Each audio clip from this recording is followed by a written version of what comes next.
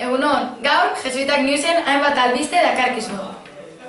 Arora, ikasbideari, PISA azterketari, Errege Koparen finalari eta baita bideojokoen edizioari buruz. Azkenik, denen ahotan dauden bi berri aipatuko ditugu. Alkoholismoa eta emakumeen kontrako erasoak.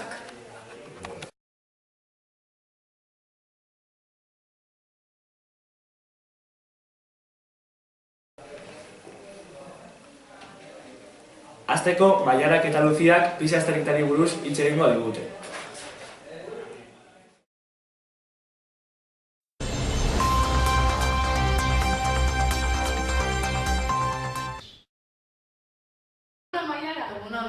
Egunon guztioi. Gure eskolako lehen hezkuntzako laugarren mailako eta DPH laugarren mailako ikasleak aukeratuen artean daude. Euskal Herria mundu mailan duen ikasketa maila zein den jakiteko eta neurtzeko. Maiatzaren 4 eta 20 artean, kurtso bakoitzeko 40 ikasle, 5 ikasgai desberdinek lantzen dituzten probak egingo dituzte. Irakurketa, matematika, zientziak, buruketaren ebazpena eta finantzak konpetentzia. Garo kontzeptuan oinarrituta, eguneroko bizitzak era askotako zereginak egiteko. Ikasleek zer nolako gaitasuna duten aztertzen. Proba hauek 3 urtean behin egiten dira eta 2 ordu iratzen dute. 2 ordu honetan 5 minutuko atsedenaldia izango dute eta bukatzeko 55 minutuko galategi bat osatu behar izango dute. Orokorrean ordenagailuz egingo dira, baina herrialde askotan non ez duten gu ditugun baliabideak paperean egiteko aukera izango dute. DPH laugarren mailako eta lehen hezkuntza laugarren mailako ikasleek PISA proba egin aurretik ez ekiten zerotezen eta galdera egiterakoan onerako erantzun genitu. Ez dakit zapaldu. Nire ustez Italiako unibertsitatea. Niri herri bat. Herri bat? Pizza. Ez dakit. Txisa. Kapalaga, aurrekurteetan gure ikastetxeko zuzendaria izan den irakaslea eta orain DPH laugarren mailako tutorari galdera berdina egiterakoan erantzun zehatzago bat eman dio. Egunon, Isabel. Egunon. Zuretzako zer dira PISA proba? PISA proba dira mundu mailan hezkuntza sistema ebaluatzeko egiten diren proba batzuk. Eta baliagarriak dira? Bueno, badago eztabaida horren inguruan, baina nik uste dut baietz ez da ebaluatzen ikastetxe bat, edo ikasle bat, baizik eta hezkuntza sistema. Eta balio ezin dute momentuz aurreratzeko, bai, baietz. Eskerrik asko, Isabel. Isabelek emandako informazioan oinarrituta jakin dezakegu maiatzaren 8an izango direla proba hauek. Badakigu gure ikasleen jarrera, gaitasuna eta gogoak maila altukoak direla. Izan ere, ikasketa maila eta gure instalazioaren esker, urrezko saria lortu genuen aurreko urtean. Hori dela eta ziur gaude Euskal Herria mundu mailako top 10 rankinean egongo dela. Segur. Sorte on, neska mutilo!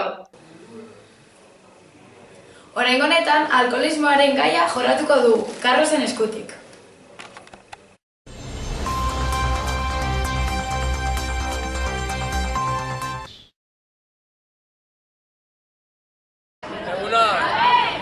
Ramon, Barru, Bikan eta Carlos gara, eta alkoholismoari buruz jengo dizu. Egunon, gu Carlos Enrique de Ramon Rivera eta Jon Barrutia gara eta alkoholismoaren lanari buruz egingo dizuegu. Bueno, lehenengo, Merkatu Plaza etorri gara, zaitik Merkatu Plazan alkoholismo praktikatzen da sarritan. Eta, entrevista egingo dizuegu alkoholista bateri.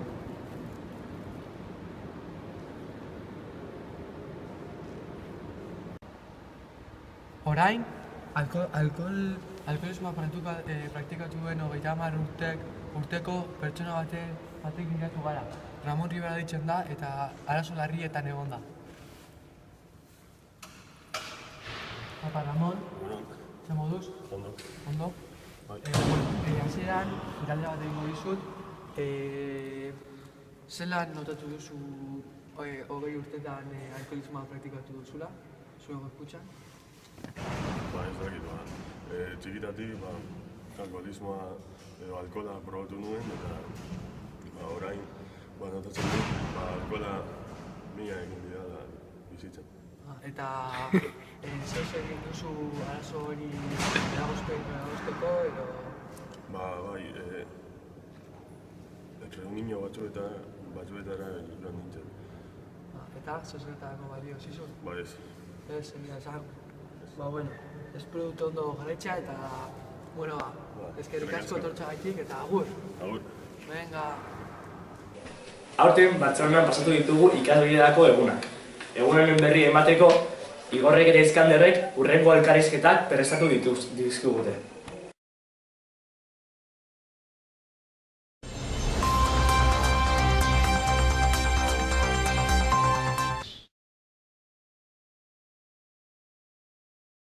Egunon, ikasbidaiatik indela bi egun bueltatu ginen.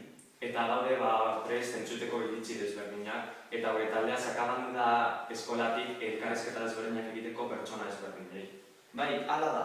Aber zer kontatzen diguten, gainera bi iritzi desberdin ditugu. Elkarrizketa bada irakaslearekin eta bestea ikasle batzuekin. Bueno, aber zer biltzen duten Gaizkak eta Xabierrek, ikustu ezagun. Espero dut interesa izatea.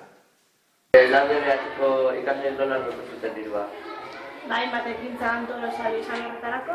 Hasiera baten hasi zen jolasporruetan, asteazken eta ostiraletan pintzuek egiten, beste ikasle edo irakasle izaltzeko.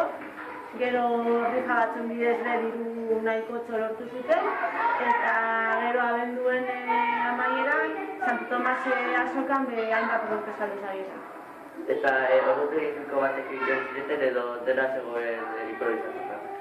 Improvisatu bat ez. Hasiera batetik agentzia baterak lotzen die ekintza ganak, eta haure preparatan da bien programan arabera egiten die gauza ganak. Gureko gorrutegi bat markautzen, eta egunero saiatzen gara urtei hori jarraitzen. Eta nola pasatu ziren hori orokorrien oso ondo, pentsau baino hobetu aierri izan, gauza batzuk dute, baina betiko kontuek, baina oso ondo. Eta nire ikututik, zer da gustatu zizaizun esperientzia? Gehien guztoiatena izan zen Portaventurako egunek, danok oso ondo pasu egin dudeko, Kristomarre gota egin zen, eta baita zuerto bai. Eta gero nipetxo zientzia museoen bastante ondo pasu zaudela jentiek, interesantu egin zela. Eta igual gitzien guztoiatena, ikasliek klaru dau bizita giratua izan zara, eta guri orokorrien dana, igual ikasle batzuk jarreran bat, momentum bat, baina esken orokorrien dana. Zuek, lagarreko batzuk ikasleak zatet ez da? Bai, nazi. Zer esan batzen nukete ikasleak buruz? Nire ustez esperientzia oso aberazgarria izan da. Beste gauza batzuen artean, Barcelona hiriari buruz gauza horiek asko ikasi ditugu. Eta anekola zer bisitatu duzu edo ezagutu? Alde bai ikusi dugu erlijio ezberdin asko eta nolakoak, eta nik uste izan da kultura eta dibertsio baten nahazketa oso polita. Eta azkenik, zer horrela segiteniko zenukete ikasbidaiara? Nik pertsonalki ipiniko nioke 7 bat, ez oso ondo, ez oso txarto. Laburra iruditu zait, prisaka egon garela edo horrelako zehozer notau dut, ez? Baina beste horretik oso gustura honez eta errepikatzeko modua gauza bat dela uste.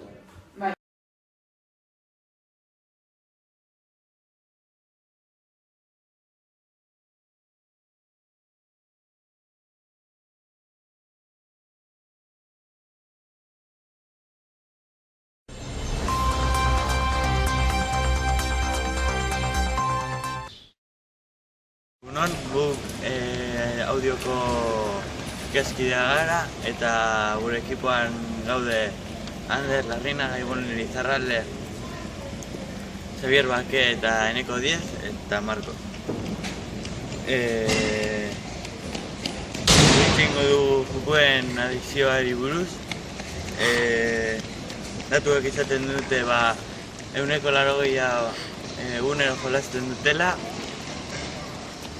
Videojuego eta jokoei buruz, eta 177 lau ordutik 6 ordura jolasten dute egunero.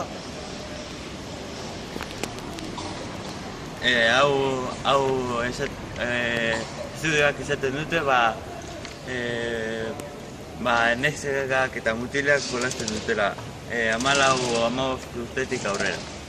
Bilatzen informazioa, bideojueguen informazioa, 77. Aurkitu dugu, 77, ehuneko 77 jolasten duela 4 eta 6 orduta eta pixka gehiago, eta iruditzen zaizu edo, zein da zure opinioa. Datu horrek egitze badie, niri oso ondo ez zati iruditzen. Ni gazte hauen nintzen eta jolasten haben, eta niri bideojokoek ez zate zarrak iruditzen. Azken nien balio dago beste movimento batzuk eta garatzeko, hori niri ondo iruditzea, baina 4-6 ordu egoten matzara egunero jolasten, diseinu bat bihurtzen da nien, gana moduen, baina zarrak iruditzea, eta horren aurrien kontu zibilibidea.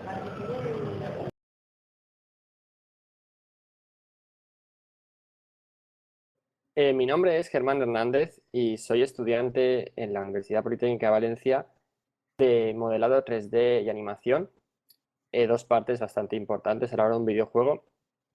Y personalmente opino que el videojuego como tal ha llegado prácticamente a todos los ámbitos y todas las plataformas digitales actuales, desde el móvil hasta la televisión.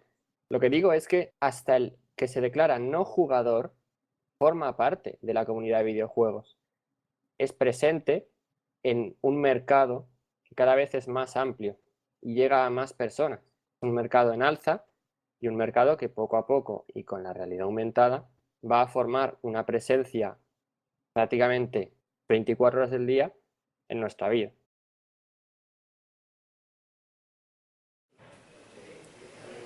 Dakizuenez, asteburu honetan, Errege Koparen finala jokatuko da. Nork irabaziko du. Aurrera hasier eta Beñat.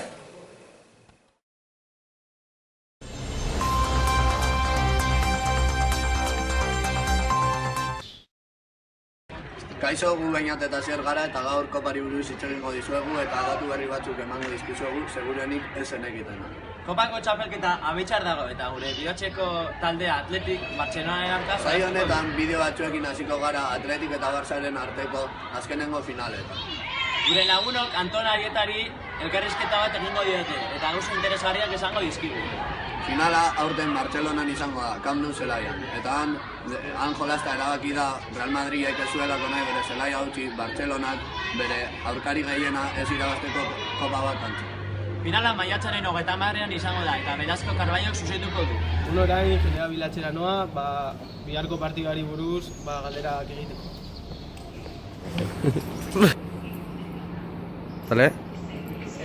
Zer pertsatzen duzu finala Camp Nouan jolaztari buruz? Ondo txata iruditzen, beste kanponatorra bat egun honenik. Eta, han jolaztioa, Guzetez, beste kanponatorra bat. Uste duzu Atletikek irabazteko aukera diduela? Gutxi bina bat. Ondo iruditzen zaizu mute ipintzea Espainiako himnoa ipitatzen? Bueno, Neko, zer uste duzu biharko finala Camp Nouan jolaztari buruz? Oso justu ez iruditzen egitea. Niretzako kanpo ideala Bernabéu izango zen. Azkenien Barcelona goitizela Camp Nou jolazten eta Atletik ez da irabazia, azkeneko 15 urteetan. Oso justu ez da. Vale, bueno, uste duzu Atletikek irabazteko aukera dituela? Aukera beti da, gatza da, baina, bueno, ikusiko gogu. Eta ondo iruditzen zaizu mute ipintzea Espainiako himnoa aplikatzeagatik? Ondo ez. Uste da irazten asetasuna badauela, eta hori badau, bakotzak inatau, respetu bat bada, azkenien bakotzak sentitzen da bena, eta gure da izan da. Multa jartie. Azkenik, emakumeen kontrako erasoi buruz informazioa emango dizuegu Laura, Andrea eta Romeronen eskutik.